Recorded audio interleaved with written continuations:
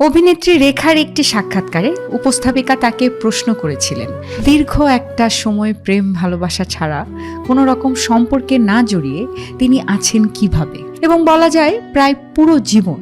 রেখা বললেন, কে বলল আমি ভালোবাসা ছাড়া আছি?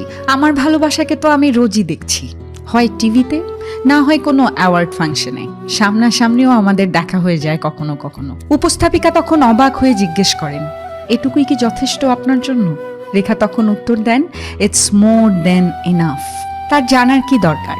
আমি জানি, আর আমি রীতিমতো এতটুকুতেই থ্রিল ফিল করি। কল্পনায় একটা মানুষকে যতটা ভালোবাসা যায়, সামনাসামনি কি তা যায়?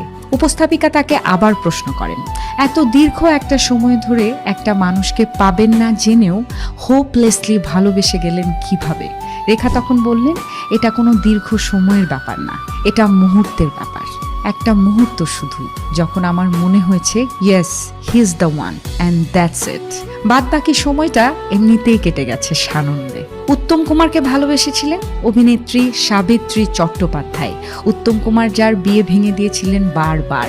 উত্তম কুমার স্ত্রীকে ছেড়ে তার কাছে চলে আসতে চাইলেও তিনি বাধা দিয়ে বলেন, আমি কারোর সংসার ভাঙার কারণ হতে চাই না। আর উত্তম কুমার তার বাকি জীবনটা তার স্ত্রীর সাথেই কাটিয়ে দিয়েছেন।